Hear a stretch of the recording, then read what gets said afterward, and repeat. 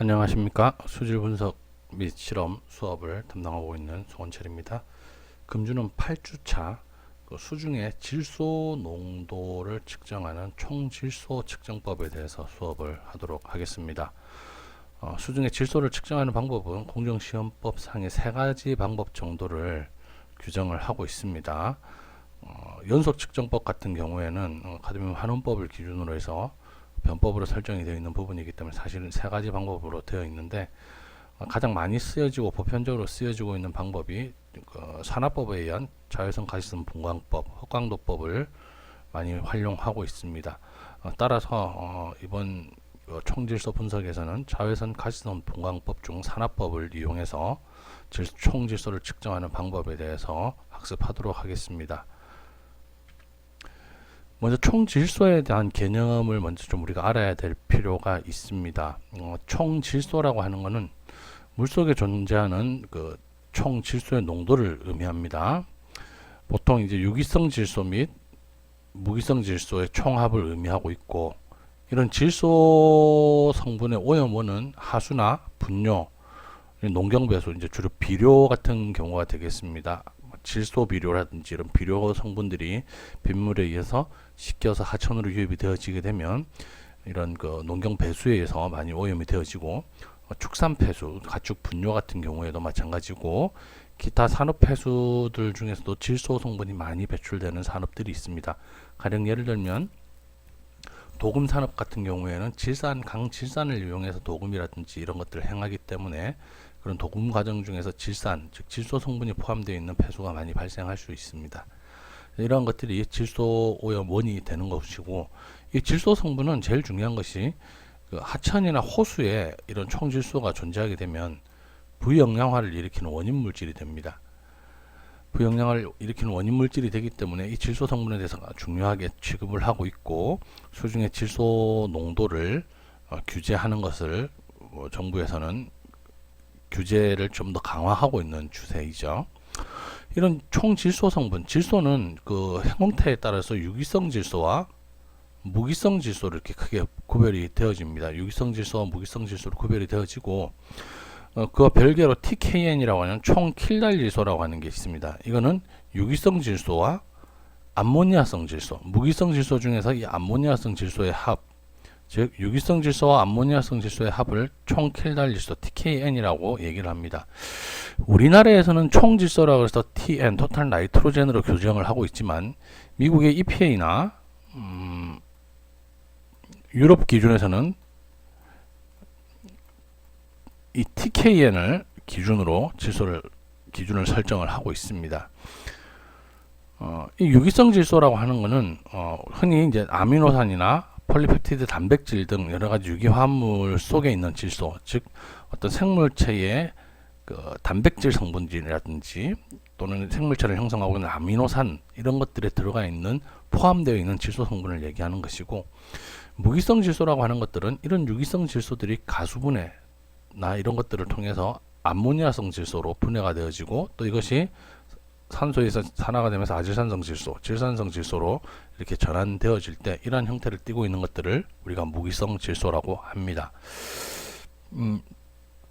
이 그림으로 보시면 질소의 생조학적 순환이라고 해서 한국미생물학회에서 발표한 것들을 보게 되면, 보통 대기 중에 질소가 존재하게 되고, 이 질소는 질소 고정을 통해서 암모니아나 암모늄 형태로 존재를 합니다. 이 암모니아는 보통 가스 형태이기 때문에 대기 중으로 휘산이 되지만, 물에 녹아서 토양으로 스며든지 되면 암모늄 이온으로 존재를 하게 되죠. 이 암모니아나 암모늄 이온이 산소와 접촉을 해서 질산화 미생물에 의해서 산화가 일어나게 되면 이제 질산화 과정으로 아질산이 형성이 되어지고 질산이 형성되는 이런 질산화 과정을 겪기도 하고, 또 반대로 암모니아가 산화되어서 질소가스로 전환되는 암모낙스 공정이라는 게 또 있습니다. 암모낙스 과정을 통해서 암모니아가 아질산과 함께 아질산 축적된 상태에서 질소 상태로, 질소 가스 상태로 다시 환원되는 이런 과정이 암모낙스 과정이 또 존재를 합니다. 그리고 이런 수중의 암모니아나 암모늄 이온은 이제 환원 과정을 통해서 단백질, 즉 유기질소 화합물을 만들어내게 질소 고정을 시킨 것들이 이것을 비료 성분이라든지 이런 것들을 통해서 식물을 통해서 유기질소 화합물로 만들어지게 되고요. 단백질 등으로. 또 유기질소 화합물은 다시 산화가 돼서 가수분해라든지 이런 것을 통해서 또 다시 암모니아로 이렇게 전환이 되게 됩니다. 그리고 만들어진 질소산화물 같은 경우에 질산 같은 경우에 동화적 질소산화라는 과정을 통해서 또 단백질이나 유기질소 화합물을 형성하기도 하는데, 이거는 이제 보통 일반적으로 식물이라든지 이런 식물체들이 질소를 영양분으로 흡수를 할 때 암모늄 형태를 가장 선호합니다. 암모늄 형태의 질소 성분을 가장 빠르게 흡수를 하게 되고, 반대로 이제 질산태 형태의 성분은 흡수 속도가 아주 느리고 이 질산태 자체가 양분으로서의 가치가 많이 떨어지게 되는 거죠. 질소이긴 하지만 암모니아탄을 많이 사용하지만 암모니아태가 없는 경우에는 질산 형태의 질소를 이용을 해서 동화작용을 통해서 단백질이라든지 유기질소 화합물을 형성을 하게 되는 것입니다. 암모니아화라고 하는 것, 이제 앞서 설명했던 이 질소 가스가 암모니아로 존재하는 이 암모니아 또는 유기질소들이 암모니아로 바뀌어지는 이 암모니아 공정은, 암모니아화는 단백질 형태의 생물의 사체가 미생물에 의해서 아미노산으로 분해되고 탈아미노화 과정을 거쳐서 아미노산의 아미노기가 분리돼서 암모니아로 전환돼서 암모니아가 방출되는 거다. 쉽게 얘기하면 단백질 형태의 생물의 사체가 미생물에 의해서 분해돼서 그 사체 속에 포함되어 있는 질소 성분이 암모니아 형태로 전환이 돼서 방출되는 것이 암모니아화입니다. 주로 이제 이런 단백질 형태를 분해하기 위한 절단 효소 또는 가수분해 효소 등에 의해서 암모니아로 전환이 되어집니다. 그리고 이제 질화 또는 질산화 과정이라는 게 있는데, 암모늄 이온이 이제 질산으로 산화되는 과정입니다. 이 과정은 산소가 있는 상태에서 독립영양 미생물들에 의해서 발생을 하게 되는데, 이 독립영양 미생물이라고 하는 것은 탄소원으로서 유기성 탄소를 이용하는 것이 아니라 무기성 탄소, 식물처럼 이산화탄소를 이용을 해서 카본 소스로 사용을 하는 것들을 이제 독립영양 미생물이라고 하는 겁니다. 즉 외부에서 유기물 형태의 영양분을 섭취를 해서 성장을 하는 것이 아니라 무기태 형태, 무기물 형태의 영양분을 흡수를 해서 성장을 하는 미생물들, 즉 식물과 같이 독립적으로 광합성을 통해서 식물이 이산화탄소와 물을 이용해서 광합성을 통해서 유기체를 만드는 것처럼 이 독립영양 미생물들도 이산화탄소를 이용해서 카본 소스를 만드는 카본 소스를 이용하는 형태의 미생물들을 우리가 독립영양 미생물이라고 이해하시면 되겠습니다.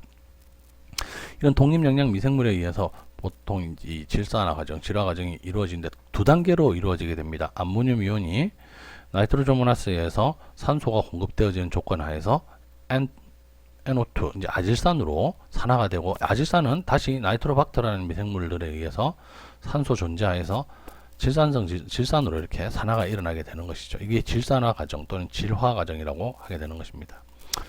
탈질화, 디니트리피케이션이라고 하는 것은 혐기성 조건, 이제 생물학적 공정이라든지 화학적 공정에서는 혐기성 조건이라고 하고, 환경공학적인 조건에서는 무산소 조건이라고 얘기를 합니다.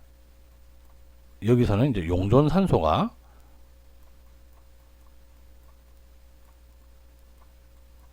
없는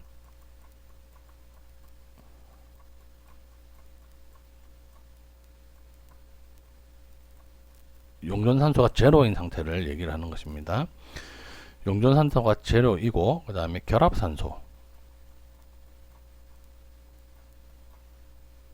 결합산소가 존재하는 상태.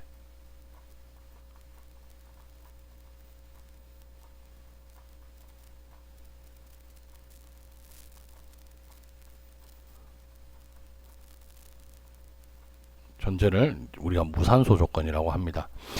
생물학적인 관점에서 혐기성 조건이라고 하면 그냥 용존산소가 없는 상태를 얘기를 하는 것이지만, 환경공학적인 측면에서 무산소 조건은 용존산소는 없고 결합산소는 존재하는 형태고, 환경공학적인 조건에서 혐기성 조건은 용존산소도 없고 결합산소도 없는 것, 엄연히 구별이 됩니다.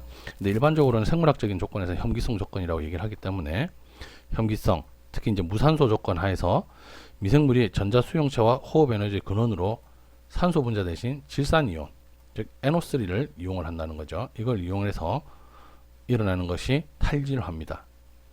즉 호흡에 사용되는 전자수용체, 호흡 에너지의 근원을 산소 분자를 쓰는 게 아니라 용존 산소를 쓰는 게 아니라 질산이온, 즉 NO3와 같이 결합되어 있는 결합산소를 사용을 한다는 거죠.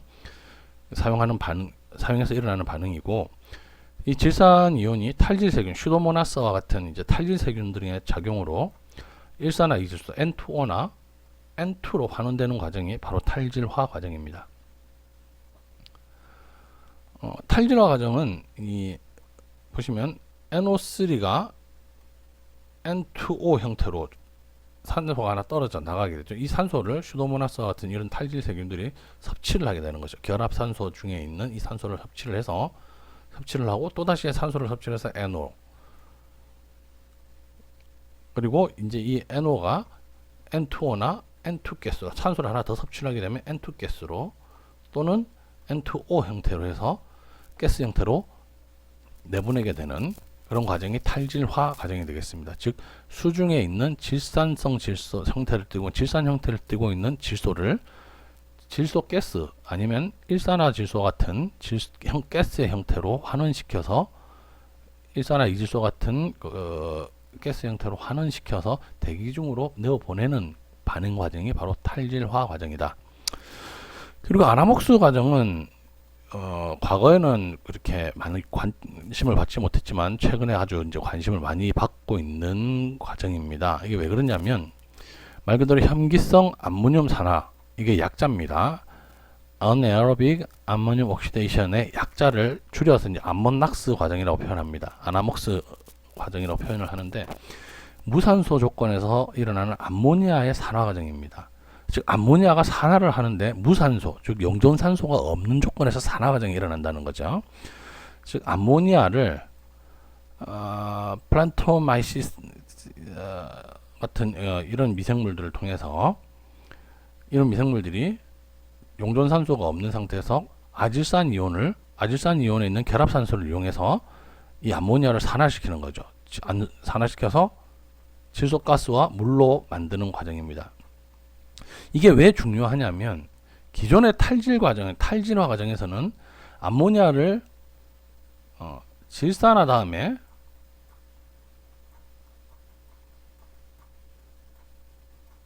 공기를 집어넣어서 질산화를 시켜서 그리고 탈질화를 시키는 과정이 들어가는데,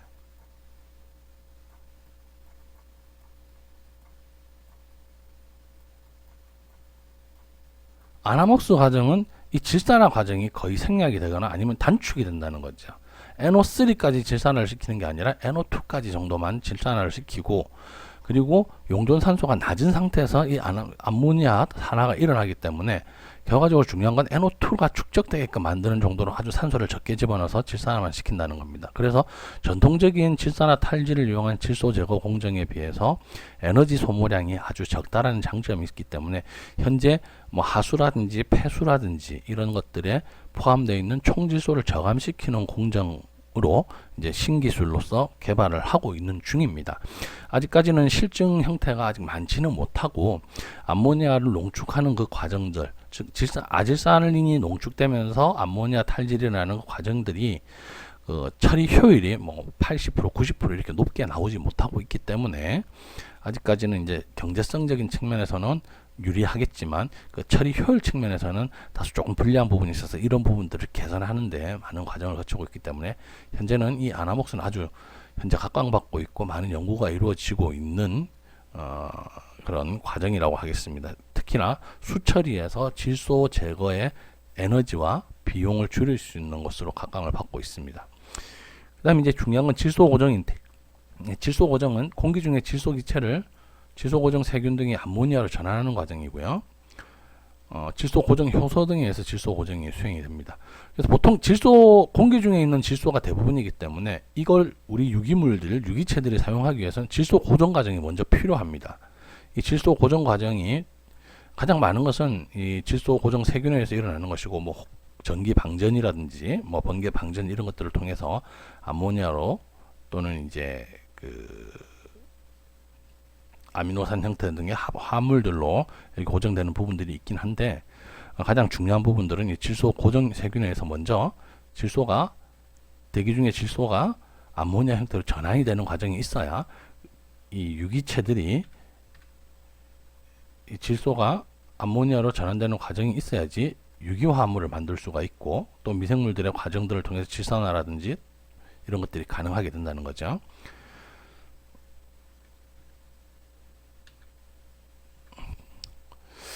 그럼 이 질소를 전체적으로 그 종류에 따라서, 그 형태에 따라서 어떻게 질소들이 구성되어 있고 그 상호관계가 어떻게 되느냐를 살펴보면, 총질소, 수중에 있는 모든 질소의 농도는 총킬달 질소와 그 다음에 질산성 질소, 아질산성 질소의 합으로 표현할 수 있습니다. 그럼 이 총킬달 질소라는 것은 총유기질소와 총암모니아성 질소의 합이고요. 그렇기 때문에 총질소라고 하는 것은 총유기질소와 총암모니아성 질소와 질산성 질소와 아질산성 질소의 합으로 이렇게 표현할 수 있겠죠. 이 부분이 이렇게 합치면 이게 총질소가 되는 거죠. 자, 그리고 총무기질소라고 하는 건 암모니아성 질소, 질산성 질소, 아질산성 질소의 합으로 표현이 됩니다. 그래서 이제 그 총유기질소는 총킬달 질소에서 암모니아성 질소를 뺀 거, 즉 이 총킬달 질소에서 암모니아성 질소를 빼게 되면 총유기질소가 나오죠. 또 반대로 총질소에서 총무기질소를 빼면, 총질소에서 총무기질소를 빼면 총유기질소가 나옵니다. 총질소에서 이 무기질소들을 뺀 것들이 바로 총유기질소가 되는 것이고, 또 이 총유기질소는 총질소에서 결국은 이것들이 바로 여기로 표현이 되는 거죠. 이것들을 빼게 되면 이 총유기질소가 된다. 이 관계들을 여러분들 좀 잘 알아두셔야 됩니다. 왜 그러냐면 앞으로 우리가 실험을 하는 총질소 분석법, 특히 산화법에 의한 흑광도법은 총질소를 측정하는 방법이긴 한데, 이게 해수와 같은 경우 브로미온이 있다든지 하는 경우에는 측정을 할 수가 없습니다. 그래서 우리가 해수 같은 경우에는 총질소를 측정할 때 총유기질소, 즉 킬달질소와 토탈 킬달질소와 NO2, NO3를 합쳐서 총질소를 분석을 합니다. 해양오염 공정시험법에는 총질소라는 항목이 없습니다.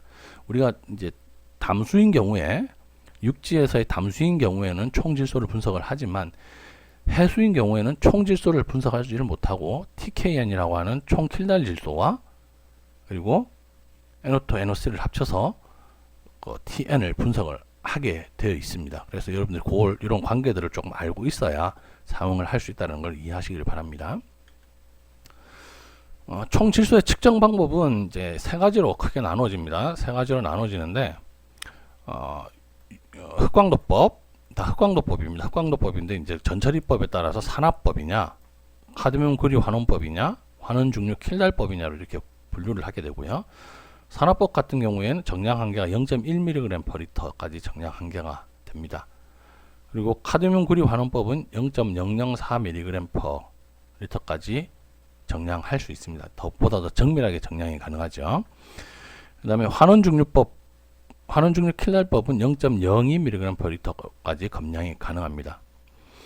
그리고 연속 흐름법은 이제 카드뮴 구리 환원법을 이제 이용을 해서 연속으로 수질을 측정할 수 있도록 만든 것이기 때문에, 기본적으로는 이 연속 흐름법은 카드뮴 구리 환원법과 같은 방법이다라고 이해를 하시면 되겠죠.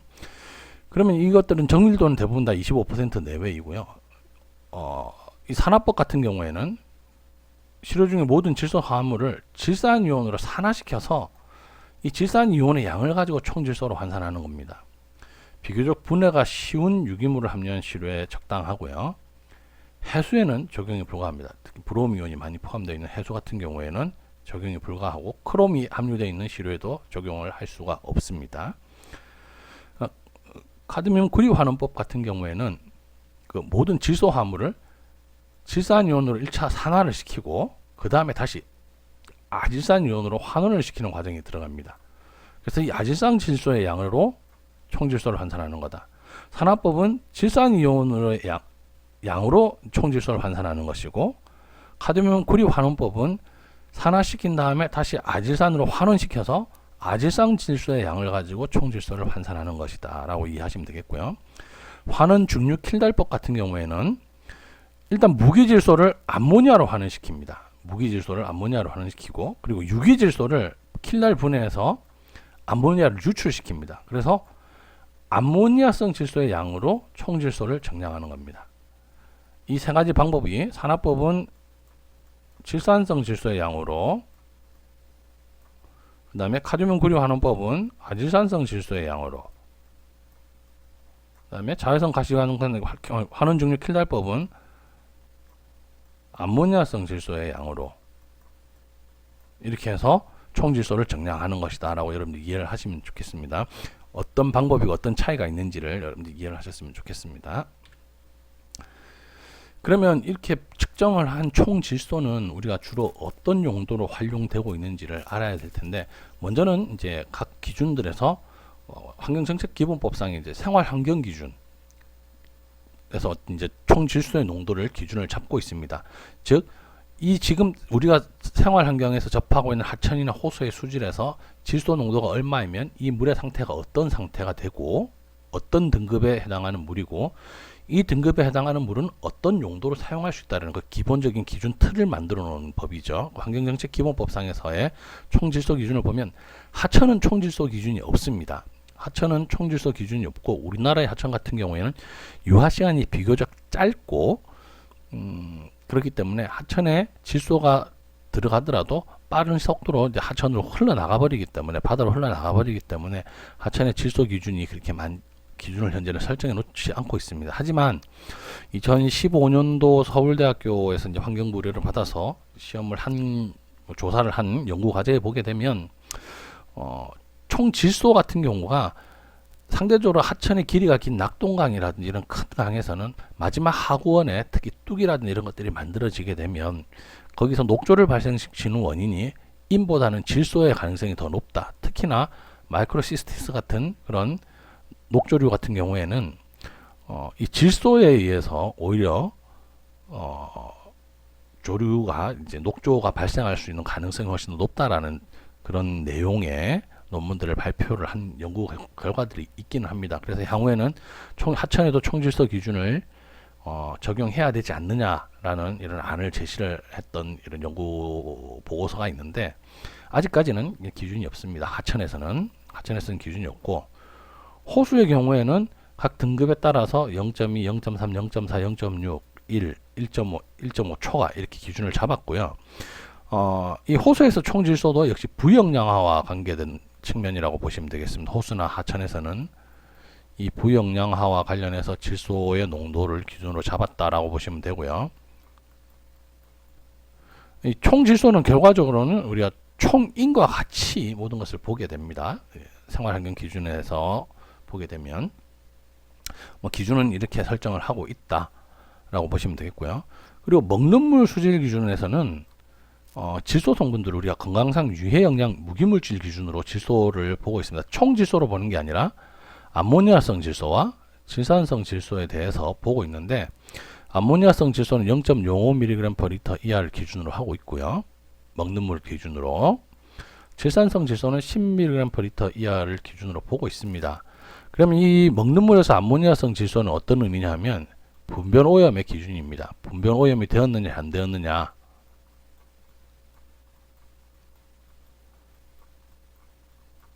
분변에 의한 가축이든 사람의 화장실이든 이런 것에서 나오는 분변으로 인해서 상수 원수가 오염이 됐다든지, 또는 먹는 물 상수관이 그런 것들로 인해서 오염이 되었는지에 대한 하나의 지표로서 먹는 물 수질 기준을 책정을 하는 것이 이 암모니아성 질소고요.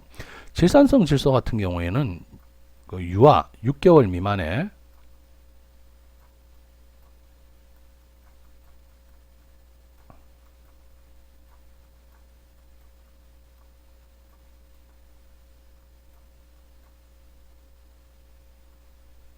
6개월 미만 유아에서 청색증이 발생할 수 있는데, 그 기준이 바로 이 청색증이라는 질병이 발생할 수 있습니다. 그래서 그 청색증에 대한 기준으로 해서 10mg/L 이하를 기준으로 설정을 해두고 있습니다.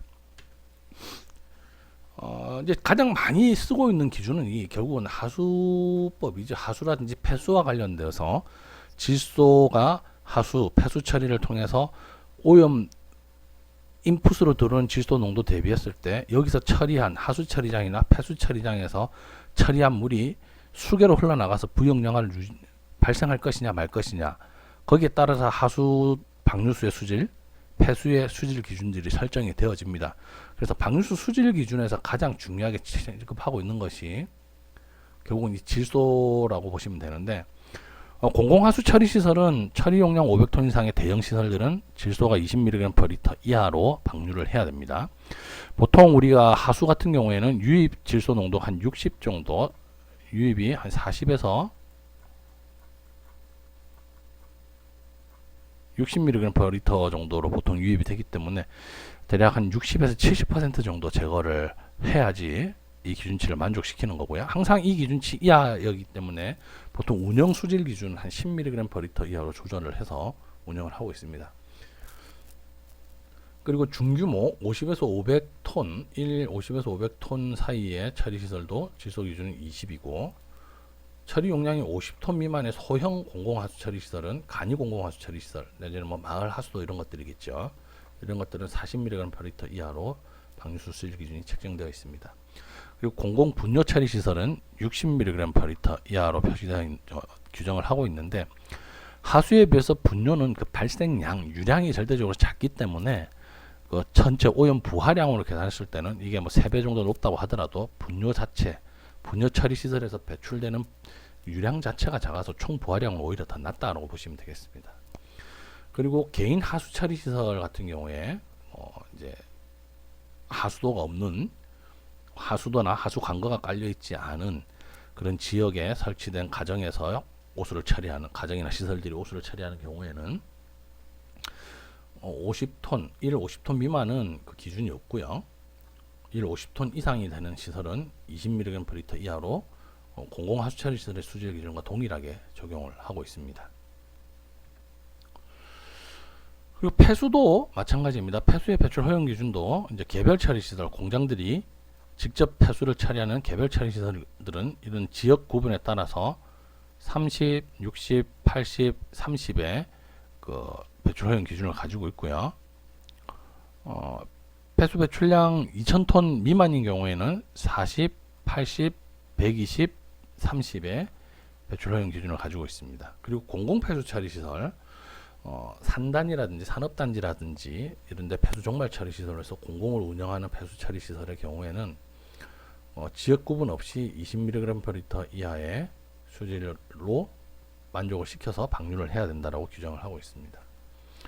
그리고 어떻게 보면 가장 이제 그 질소의 오염 농도가 뭐 좀 높다라고 할 수 있는 게 가축분뇨인데, 보통 가축분뇨의 질소 유입 농도는 한 3000mg/L 정도 됩니다.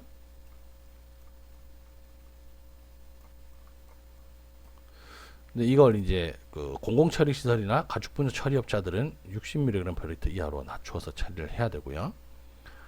그리고 가축 사육 농가에서 정화방류 시설을 갖추는 경우에는 그 규모에 따라서, 또 규모와 지역에 따라서 120, 250, 250, 400 이렇게 이제 규정을 하고 있는데, 뭐 보통 이 가축 분뇨 같은 경우에도 뭐 하수라든지 심지어는 분뇨 처리 시설에 비해도 이렇게 배출량 자체가 허용 기준 자체가 좀 높습니다. 높은데 보통 가축 분뇨 같은 경우에는 하루 발생량 정도가 아주 작습니다. 30톤, 뭐 적게는 20톤, 뭐 이 정도이기 때문에 아주 큰 데는 뭐 100톤, 200톤까지도 가긴 하지만 그 평균적으로 보면 한 이 정도 처리 시설이기 때문에 그 수계에 미치는 오염 부하량으로 계산하면은 뭐 그렇게 높진 않은 거죠.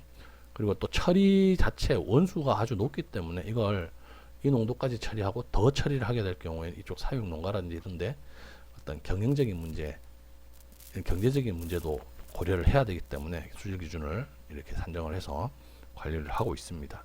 뭐 향후에 계속 강화를 할 거라는 계획은 있습니다. 그러면 이제 실제로 우리가 실험을 할 그 총질소 측정법 중에서 산화법에 대해서 한번 실험 방법들을 살펴보도록 하겠습니다. 실험 목적은 하천수, 상수, 원수, 하수, 폐수 등에 포함된 총질소의 농도를 측정하는 것이고, 우리가 산화법을 통해서 측정을 하겠습니다.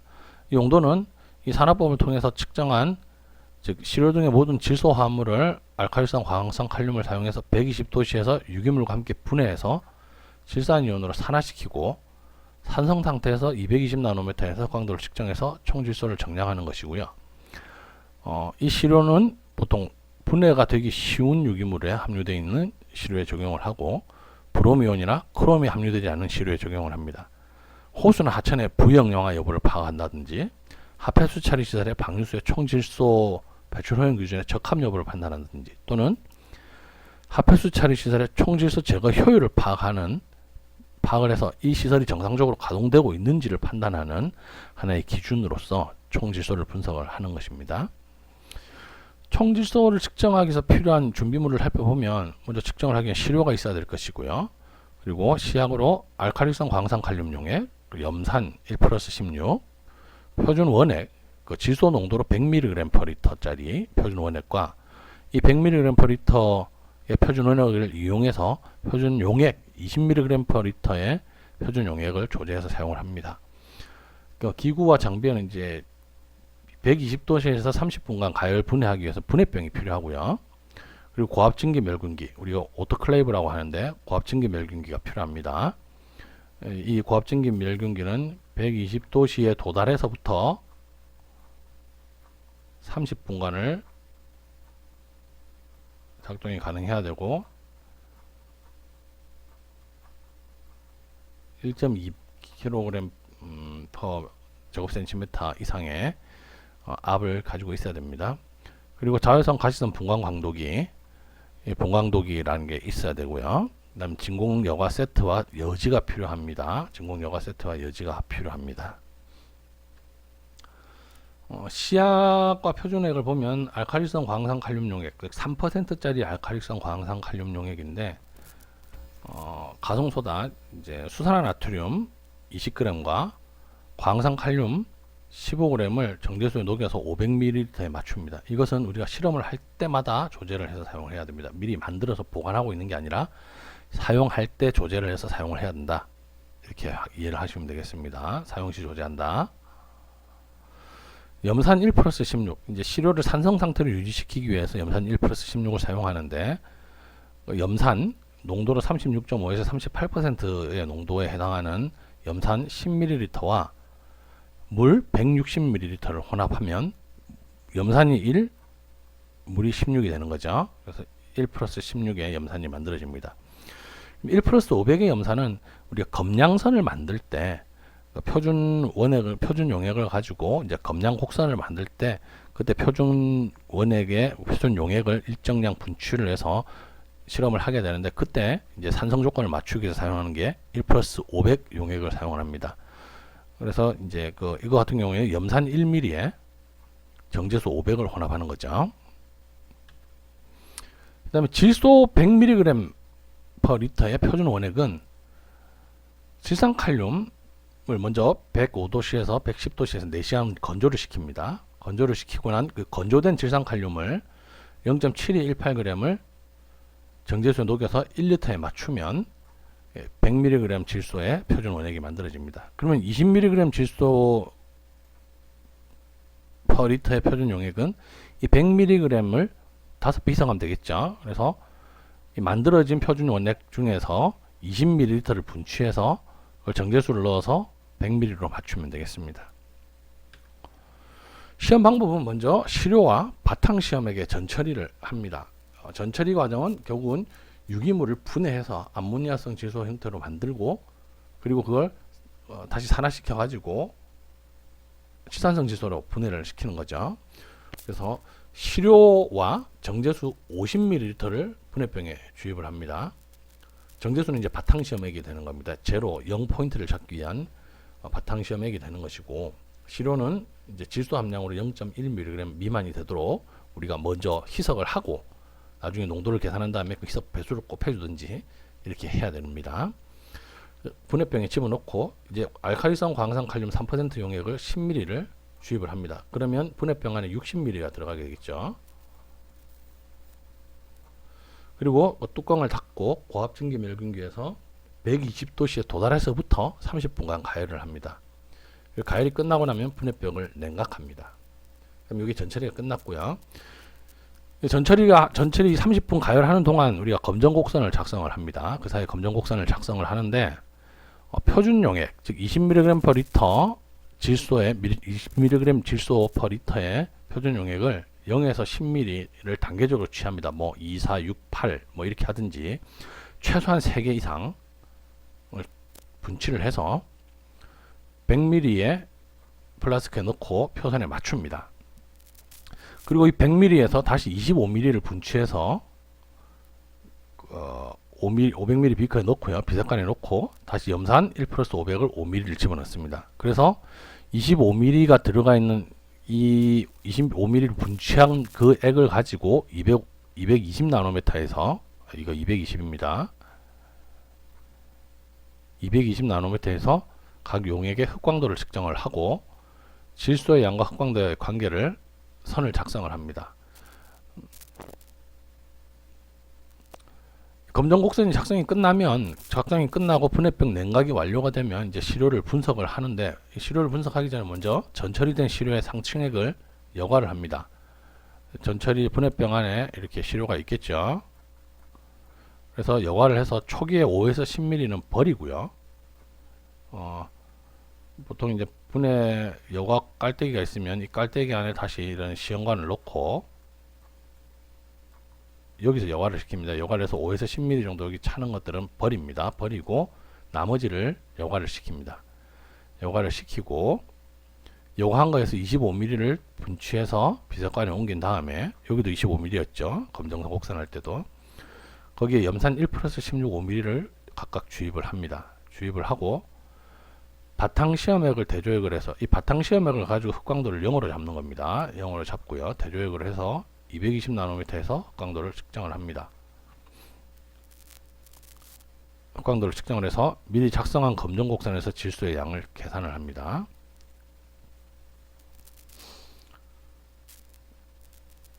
절대 검정곡선에서 구한 질소의 양, 지금 흑광도는 뭡니까? 이게 질소의 양이죠. 농도가 아니고 양입니다. 그래서 여기가 흑광도고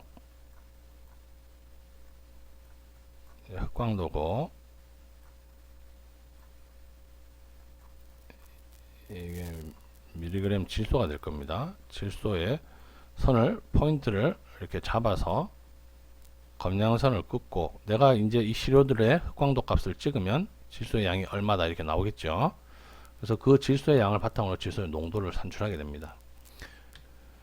그러면 먼저 검량선을 작성을 할 때 어떻게 하느냐?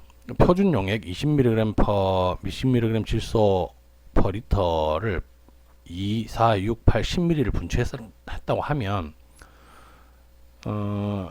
이 표준 용액 20mg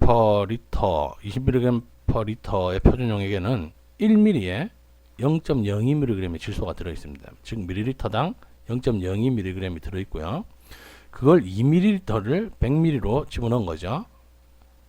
100ml 집어넣고 그 중에서 25ml를 분취를 했습니다. 이렇게 계산하면 질소의 양이 0.01mg이 되는 거죠. 25ml 분취했을 때 질소, 그 안에 포함되어 있는 질소의 양은 0.01mg이 들어가 있다는 겁니다. 그래서 0.01mg에 대한 흑광도 값을 찍고요. 4ml를 집어넣으면 뭐 여기가 4가 되겠죠. 이제 6일 땐 여기가 6이 되고 8일 때는 8이 되고 해서 요대로 계산하게 되면 이 양이 계산이 있고 이렇게 계산이 되어집니다. 그래서 220 나노미터에서 흑광도 값을 뭐 X축, 그럼 질소의 양을 Y축으로 해서 최소 자승법을 적용해서 검량곡선을 작성을 합니다. 검량곡선을 만들고 나면 이제 흑광도 observance라고 하는 ABS, 그 다음에 밀리그램 N, 자 이렇게 있으면 이렇게 쭉 끄었죠. 이때 이제 결정계수라고 하는 R스퀘어는 0.98 이상 이상이 나와야 사실은 좀 유의하다고 볼 수 있습니다. 0.98이면 우리가 상관계수, 즉 R은 이제 상관계수라고 얘기할 수 있는데 상관계수는 대충 0.9, 90% 이상이 나오게 되겠죠. 98.99% 정도, 대충 99% 정도의 상관성이 있다라고 보는 겁니다. 그래서 이 결정계수 R 스퀘어가 0.98 이상이 나와야 됩니다. 그리고 이 검량선은 각 시료군마다 한 번씩 검량곡선 검증이 필요하다. 사실 실험할 때마다 작성을 해야 되는 겁니다. 실험을 할 때마다 작성을 해서 해야 된다라고 이해하시면 되겠습니다. 그러면 먼저 검량선을 작성하면 이 질소의 양, 이게 결국은 Y가 될 겁니다. Y가 되고, 검량 실효 양에 따른 질소의 양이 Y로 잡고요. 거기에 따른 흑광도 값을 기록을 합니다. 그래서 이 시그마 X, 이 흑광도 값의 시그마 값과 Y 값의 시그마 값, 그리고 이 XY로 곱한 것들과 X제곱, Y제곱을 다 계산을 해서 요것들을 계산을 해내죠. 요걸 계산을 해서 이제 최소자승법에 의해서 회귀직선식을 작성을 합니다. Y는 AX 플러스 B, 즉 이제 우리가 알고자 하는 Y가 질소의 양이니까요. 미리그램은 AX, X가 흑광도가 되겠죠. ABS 흑광도와 플러스 B 절편으로 계산되는데, 그 앞서 작성했던 이 값들을 이용해서 기울기와 절편 그리고 상관계수를 작성을 하게 됩니다. 보통은 이제 여러분들이 이걸 수식으로 계산을 하겠지만 쉽게 할 수 있는 방법은 이제 엑셀을 이용해서 추세선 작업을 하게 되면 회귀직선식이 쉽게 그려집니다. 하지만 여러분들 계산할 줄 알아야 되니까 요거를 작성을 하시기를 바랍니다. 이렇게 해서 이제 수식이 만들어지면 이 수식을 가지고 총 질소의 양을 구하죠. 즉 총 질소 농도를 구하는데, 먼저 A 검량 곡선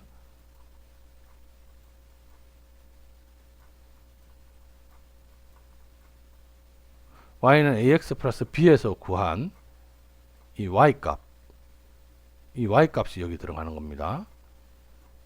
질소의 양이 들어가고요. 그 다음에 V는 이게 우리가 전처리에 사용한 시료량입니다. 전처리할 때 우리가 시료를 50ml를 썼기 때문에 50ml를 쓰면 됩니다. 일반적으로 50을 적용하고요. 그 다음에 이제 60분의 25분의 60이 되어 있는데, 이거는 뭐냐면 우리가 시료 25ml가 결과적으로는 측정한 값이죠. 그 시료하고 광산칼륨 10ml를 더한 값이 60ml입니다. 60ml 중에서 25ml를 가지고 측정을 했고, 결국은 25ml에서 흑광도 값을 읽었기 때문에 그 흑광도 값이 25ml에서 읽은 것과 그리고 곱하기 60, 이게 60ml로 환산을 시켜줘야겠죠. 환산을 시킨 값. 그러면 환산을 시키면 60ml 중에 질소의 양이 나올 겁니다. 그걸 다시 1리터 중으로 바꿔주는 거죠. 1리터 중에 질소의 양으로 환산을 곱해주는 겁니다. 그러면 질소의 농도가 나오게 되는 거죠. 실험은 이렇게 최종 결과를 내게 되고요. 이 결과를 바탕으로 나온 이 시료는 어떤 특성이 있고, 뭐 이거는 어떤 기준으로 해서 어떻게 처리돼야 된다, 또는 이게 어떤 영향을 미칠 것이다라는 것은 실험 결과를 가진 고찰에서 여러분들이 문헌들을 참고해서 작성을 하시면 되겠습니다. 이상 혹시 문의 사항이거나 궁금한 사항이 있거나 또 잘 모르겠는 사항들이 있으면 언제든지 게시판이든 또는 뭐 쪽지든 이런 것들을 통해서 문자로 알려주시면 제가 성의껏 답변을 하도록 하겠습니다. 감사합니다.